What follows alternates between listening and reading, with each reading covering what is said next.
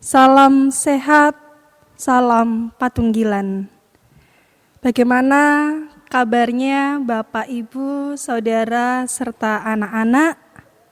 Semoga semua dalam keadaan baik dan sehat. Saudaraku, sekitar bulan Maret hingga saat ini, sudah hampir 6 bulan lebih, kita berada dalam situasi yang tidak mudah, dan di awal masuknya COVID-19, pemerintah membuat kebijakan agar beribadah, belajar, dan bekerja dilakukan di rumah saja yang bertujuan untuk memutus mata rantai penyebaran COVID-19. Dan praktis, gereja pun mengikuti arahan dari pemerintah dengan menghentikan berbagai kegiatan di gereja. Semua kegiatan peribadahan beralih dari gereja ke rumah. Tentu ada perasaan tidak nyaman dengan cara yang demikian. Harus ada penyesuaian yang kita lakukan. Tetapi semua itu tetap harus kita lakukan. Bapak, Ibu, Saudara yang dikasihi Tuhan, memang COVID-19 masih berlanjut, belum berakhir, dan kita tidak tahu sampai kapan akan selesai, akan berakhir. Tetapi pada saat ini kita ada dalam masa new normal atau kenormalan baru. Kita sedang menjalani cara hidup yang baru, yakni kalau kita keluar dari rumah, kita harus menggunakan masker.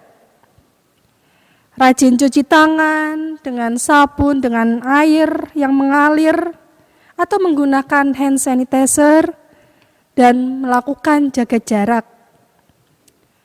Selain itu juga di bulan Mei atau Juni telah dikeluarkan pula surat edaran Menteri Agama Persekutuan Gereja-Gereja di Indonesia, yakni PGI dan Majelis Agung MA GKJW, yang mengatur tentang hal kegiatan gerejawi dalam masa new normal, termasuk tentang siapa yang boleh beribadah, tentang apa yang harus dilakukan, tentang apa yang harus dipersiapkan.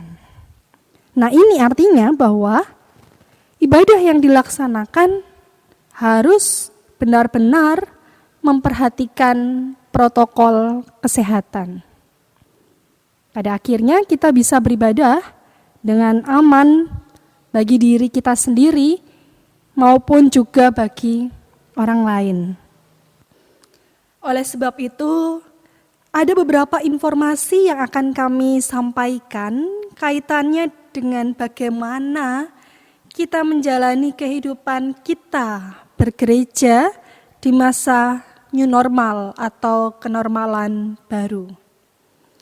Yang pertama, Majelis Jemaat telah membentuk tim gugus tugas jemaat yang akan mempersiapkan sarana dan prasarana, menata, bahkan mengawasi pelaksanaan protokol kesehatan. Berikut, gugus tugas juga akan menyiapkan video simulasi ibadah. Kita akan dipandu mengenai pelaksanaan ibadah dengan memperhatikan protokol kesehatan, termasuk harus memakai masker atau face shield. Dari rumah, tempat duduk akan ditata. Harapannya juga tidak ada warga tamu.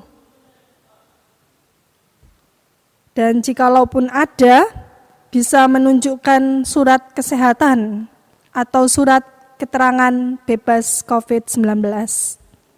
Yang kedua, kapan jemaat mulai dilakukan ibadah di gereja?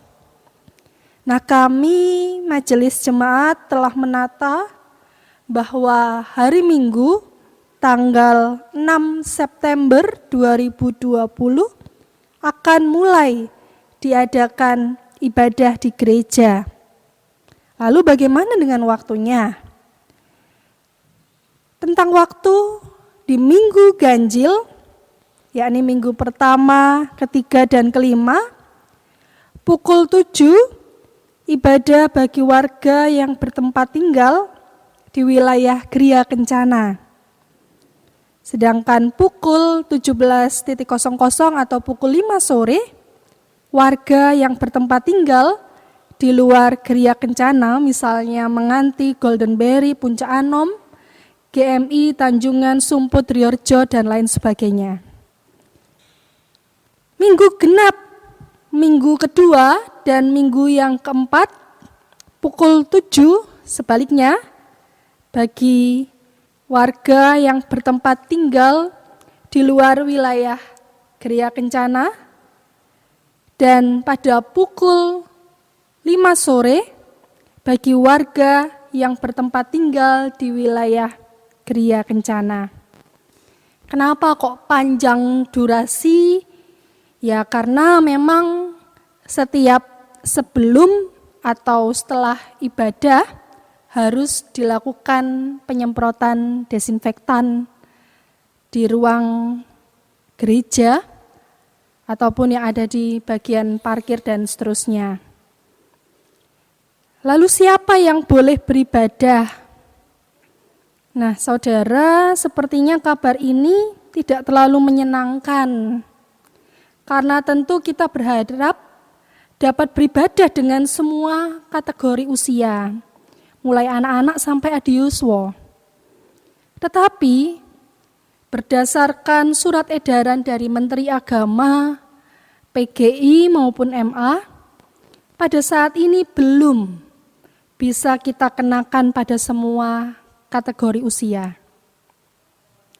Yang diperbolehkan beribadah di gereja yaitu usia 15 tahun ke atas sampai usia 65 tahun. Mengapa demikian?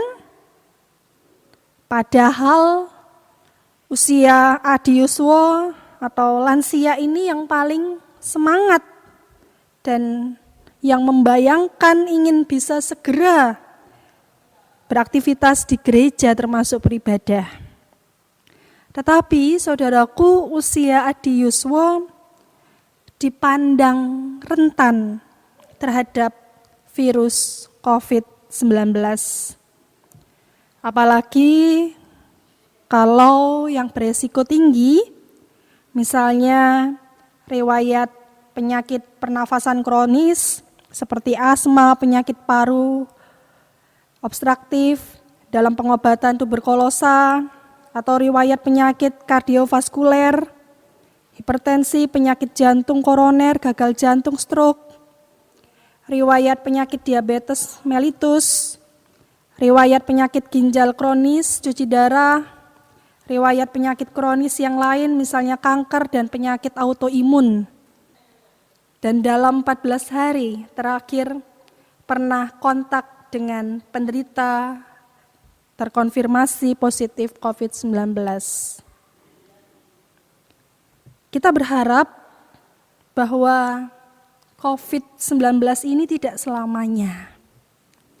Tetapi pada saat ini, bagi warga yang beresiko tinggi tadi, juga bagi warga jemaat yang berusia di atas usia 65 tahun, kami berharap panjenengan tetap melakukan ibadah di rumah masing-masing dengan pelayanan ibadah online.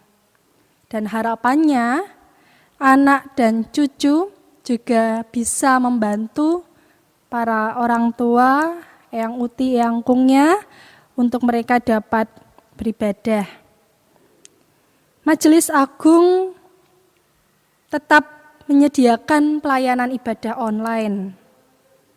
tetap semangat untuk para diyuswa, sehingga iman dalam situasi yang seperti ini tetap terus terpelihara di dalam persekutuan dengan Tuhan.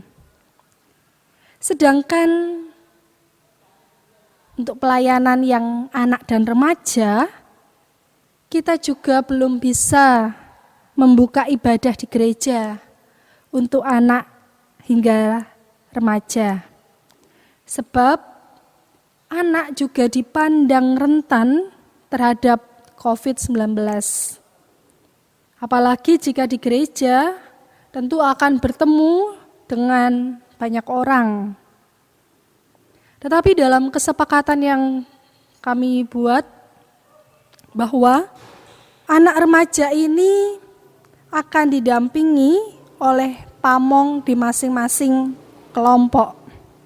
Jadi tidak dalam jumlah besar, tetapi dalam jumlah yang terbatas, dan harapannya tetap memperhatikan protokol kesehatan secara ketat. Jaga jarak, menggunakan masker, dan lain sebagainya.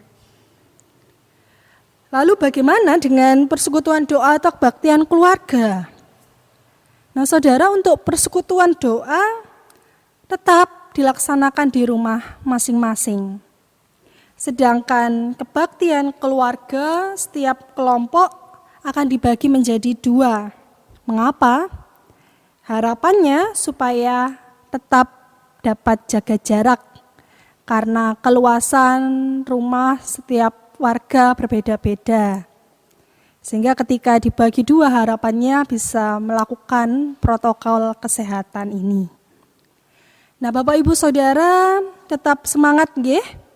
Dan pastikan panjenengan sehat kalau beribadah. Sebab ibadah soal memelihara kehidupan dan bukan mengancam kehidupan. Tuhan Yesus senantiasa memberkati dan melindungi panjenengan.